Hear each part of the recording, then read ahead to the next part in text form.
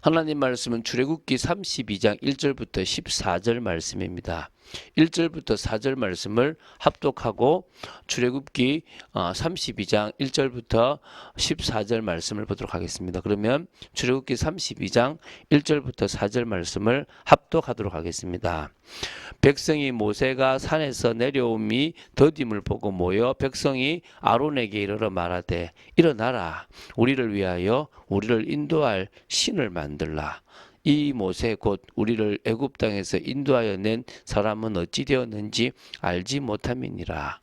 아론이 그들에게 이르되 너희의 아내와 자녀의 귀에서 금고리를 빼어 내게로 가져오라. 모든 백성이 그 귀에서 금고리를 빼어 아론에게로 가져가매 아론이 그들의 손에서 금고리를 받아 부어서 조각칼로 새겨 송아지 형상을 만드니 그들이 말하되 이스라엘아 이는 너희를 애굽 땅에서 인도하여 낸 너희의 신이로다 하는지라. 참 가슴 아픈 일이죠, 그죠? 이런 모습들이 참 이스라엘에 많이 있었습니다. 계속적으로 이런 일들이 있었죠. 자, 이제부터 보게 되는 출애굽기 32장부터 34장의 내용은요. 하나님을 향한 이스라엘의 전민족적 배신 그리고 반역 중에서도 가장 결정적 사건의 하나인 이 시내산에서 금송아지 우상숭배 사건과 관련된 그런 내용입니다. 그런 내용들에 대해서 하나님께서 어떻게 하셨고 어떻게 마무리 지었는지 그러니까 먼저 이들이 우상숭배를 금송아지를 만들어서 우상숭배를 하고 나서부터 하나님께서 또 모세를 통해서 어떻게 정리하셨는지에 대한 부분들이 나옵니다. 이 시내산에서의 금송아지 우상숭배 사건은요. 이스라엘 민족 전원이 물과 음식조차 구할 수 없는 메마른 광야에서 전적으로 하나님의 공급하시는 은혜에만 의지하여 살아가던 때에 더욱이 모세가 시내산 위에서 하나님의 임재의 상징적 처소가 될 성막과 관련되어 있는 어떤 그런 계시를 받는 중에 발생했다는 게 좀 충격적이고 또 가증의 도를 넘었다라고 볼 수 있는 겁니다. 어디 간 게 아니라 하나님의 음성을 들으러 지금 산에 가 있고 하나님의 임재가 있는 곳인데 지금 어디 있냐 없는 것 같다 안 오는 것 같다 고작 그 40일을 못 참고 지금 이러고 있는 거예요. 그래서 그 내용 중에서 이제 오늘 보게 될 것은요. 먼저 1절부터 6절은 금송아지 숭배 사건의 발단에 해당하는 부분입니다. 모세가 시내산에 올라 하나님으로부터 계시를 받는 동안 산 아래의 백성들이 타락하여서요. 금송아지 우상을 제작하고 숭배하는 그런 내용입니다. 그리고 이제 그 뒤에 이어서 이제 오늘 14절까지 볼 건데요. 7절부터 14절은 금송아지 우상을 만들어 숭배한 이스라엘을 향한 하나님의 진노와 또 그것을 향해서 모세가 먼저 1차적으로 중보 기도를 하는 그런 내용입니다.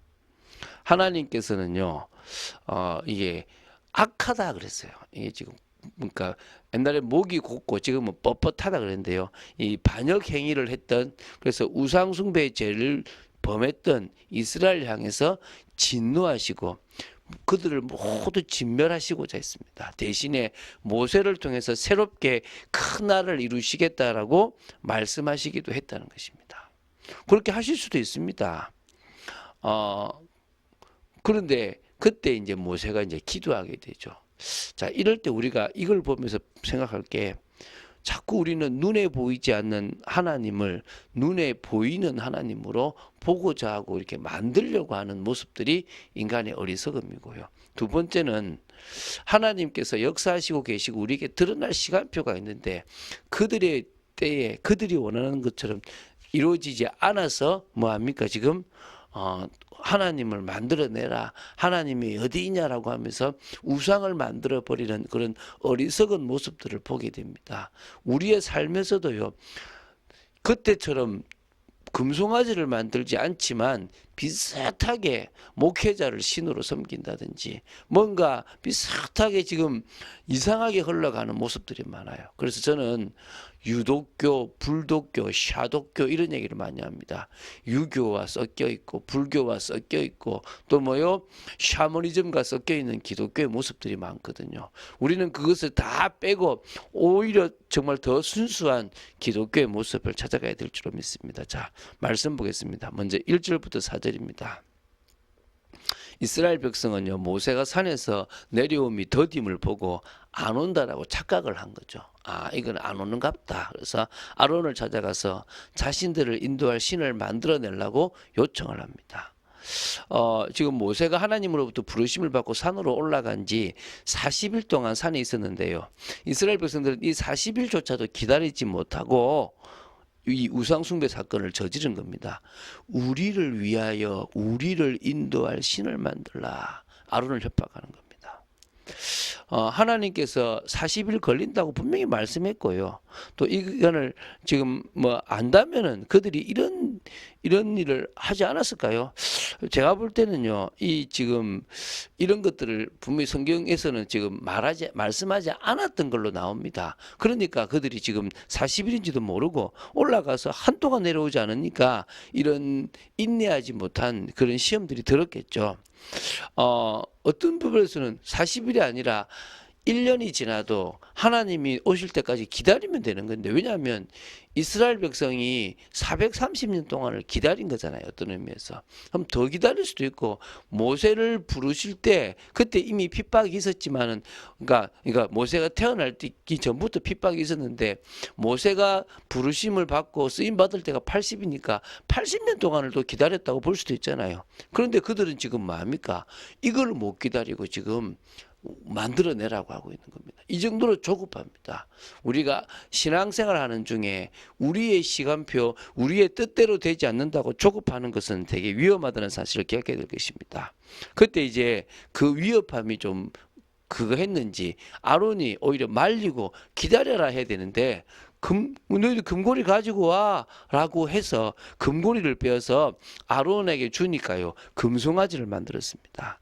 이게 사실은 하나님이 성막을 제작하려고 애굽 사람들에게 은혜를 베풀어서 주게 했던 건데, 이걸 가지고 먼저 만든 게 지금 이 우상인 겁니다. 참, 그래서 저는 이스라엘 백성도 조급하지만 하나님의 역사를 옆에서 봤던 아론 역시 아무리 위협이지만요, 죽을 각오로 해야 되는데 그러지 못한 부분들은 아쉬워요. 그럼 반대로 이래요.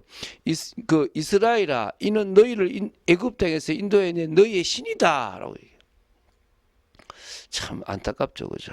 자, 5절, 6절을 보겠습니다. 이 아론은 금송아지 앞에 단을 쌓고 공표하기를 내일은 여호와의 절일이다.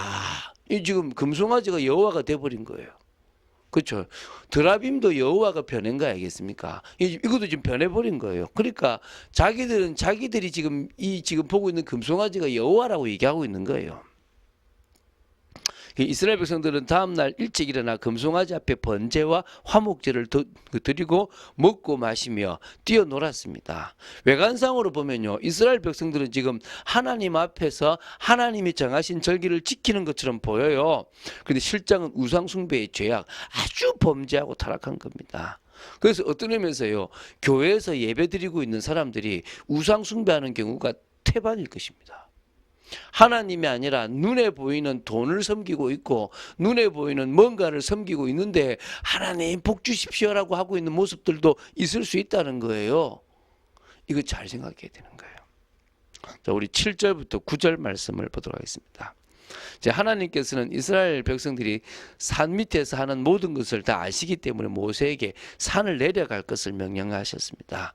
금송아지 우상을 만들어 숭배한 일에 대해서 이제 설명해 주시는 것입니다. 분명히 하나님은 산 위에 계시지만 무소부재하시고 무소부지하신 하나님은 안 계신 곳이 없고 모르시는 것이 없습니다. 하나님은 그래서 당신을 형상화하지 말라고 하신 거예요.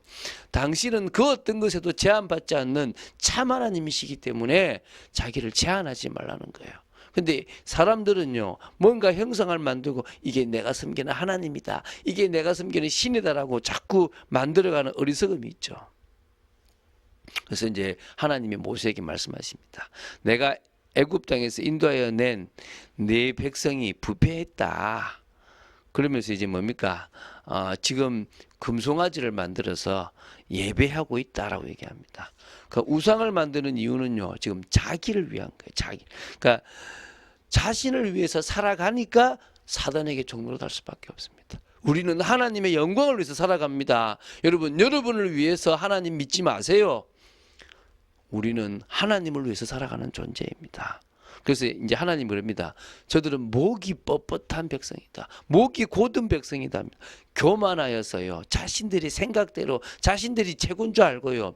말씀을 듣지 않고 고집을 부리고 있는 겁니다. 근데 이제 10절에 이제 하나님께서 이제 이 목이 곧은 백성들을 다 진멸하고 모세를 통해서 큰 나라를 이루시겠다라고 말씀하시는 부분입니다. 하나님은 당신이 하고자 하는 것을 절대 포기하지 않습니다. 단지 이 방법 저 방법 여러 방법을 언제든지 하실 수 있는 하나님이십니다. 당신이 가나안 땅을 통해서 이루시고자 하는 것을요 하실 수 있습니다. 누구를 통해서요? 모세를 통해서 하실 수도 있습니다. 그러면 그 언약이 이루어지는 것이기도 합니다. 근데 이때 이제 모세가 지혜로웠습니다. 오늘 저와 여러분이 이렇게 지혜로워야 됩니다. 이스라엘 백성들뿐만 아니라 이 세상의 사람들은요 자기 이 백성에게 오셨던 예수님을 거부한 것처럼 지금도 거부하고 있거든요. 우리는 그들에게 정확하게 말해야 됩니다. 자, 우리 11절부터 14절을 보겠습니다. 이스라엘 백성을 진멸시키겠다는 하나님의 말씀에 대해서 모세는 아주 간곡하게 간구하고 기도합니다. 이 간구할 때도요 근거를 분명히 하고 하는 거죠. 하나님께서 이스라엘을 진멸하시면 애굽 사람들이 하나님에 대해서 비방할 거라는 것입니다. 큰 권능과 강한 손으로 애굽 땅에서 인도해 내신 당신의 백성에 대해서 진노하시고 멸하시게 된다면 애굽 사람들이 그것을 보고 자기 백성을 산에서 죽이고자 그리고 진멸하려고 악한 의도를 가지고 저 애굽에서 인도해 냈구나라고 비웃을 것입니다라고 이렇게 지금 하나님을 설득하고 있는 겁니다. 그래서 주의 맹렬한 노를 그치시고 뜻을 돌이키시자 주의 백성에게 화를 내리지 마십시오. 지금도 하나님은 당장 이 세상을 멸하실 수 있습니다. 왜? 하나님이 없다라고 그러고 천지 우상을 만들어요. 그게 얼마나 심각한지 모르고 만들고 있다는 거예요. 이때 우리는 이들을 향해서 기도해야 될 줄 믿습니다. 어떤 면에서 하나님은 모세가 이 기도하기를 바라셨습니다. 그리고 이야기를 한 거죠. 그때 이제 이렇게 얘기합니다. 13절에 주의 종 아브라함과 이삭과 이스라엘을 기억하소서. 주께서 그들을 위하여 주를 가리켜 맹세하여 이르시기를 내가 너희의 자손을 하늘의 별처럼 많게 하고 내가 허락한 이 온 땅을 너희의 자손에게 주어 영원한 기업이 되게 하리라 하셨나이다. 이 언약적 기도, 간절한 기도, 영혼을 향한 기도, 하나님의 뜻에 맞는 기도입니다. 하나님은요 그 당신이 하시고자 하는 뜻까지 돌이킬 수 있습니다. 원래 그런 뜻을 돌이키시는 하나님이 아니에요. 그런데 뭐요? 우리가 부르짖으면 그 뜻까지도 돌이켜 주시겠다라고 약속하셨고 그것을 이루시는 것입니다. 여러분 정말 하나님은 이스라엘에게 내리고자 하는 그 진멸이라는 벌을 내리지 않기로 하셨습니다. 물론 그렇다고 해서 징벌이 없는 것은 아닙니다. 당연히 징벌이 있죠. 그 징벌을 우리가 봅니다. 단지 진멸하지는 않으시는 거죠. 우리가 이 세상에서 해야 될 중요한 일이 하나님의 뜻을 이루고 하나님께 영광을 돌리며 하나님을 위해서 간구하는 것입니다. 언제 여러분이 평안한 줄 아십니까? 언제 여러분이 힘이 나는 줄 아십니까? 언제 여러분이 정말 하나님과 통하는 걸 느끼는 줄 아십니까? 하나님의 영광을 위해서 살아가는 것이고 하나님의 마음을 가지고 모세처럼 간구하는 것입니다. 육신적으로는 힘들 수 있는데요. 힘이 나요. 영적으로. 마음의 평안함이 와요. 그리고 하고 싶은 마음이 생겨요. 저는 지금 요새 어떠냐니까요. 이런 마음이 생겨요. 이 시대는 심각한 시대다. 그냥 부모가 자식을 아무 때나 버리고 조금만 안 맞아도 막 박아버리고 막 이상하게 행동하는 시대다. 이때 뭐 해야 된다? 싸울 게 아니라 진짜 품고 기도해야 되겠구나. 이런 마음이 제게 들어와요. 저 과거 같으면 저는 싸움 딱이거든요. 저는 못 참아요. 근데 희한하죠? 세상을 향해서요. 지금 이 시대가 지금 어떤 시대, 지금 서로 죽여가고 지금 막 미쳐가는 시대구나. 이게 보이는 거예요. 여러분 그런 시대가 보이십니까? 지금 그런 심각한 게 보입니까? 여러분 옆에서요 지금 막 알짱알짱 대고 막 이상하죠? 뭐 하는 줄 아세요? 미쳐가고 있는 거예요. 절제가 안 되고요. 지금 컨트롤이 안 되고요. 주체가 안 되는 거예요 지금. 그들을 향해서 우리는 뭐요? 하나님의 말씀을, 하나님의 은혜를 전가해야 됩니다. 그리고 사랑을 실천해야 됩니다. 그럴 수 있는 저와 여러분 되어야 될 줄로 믿습니다. 기도하겠습니다.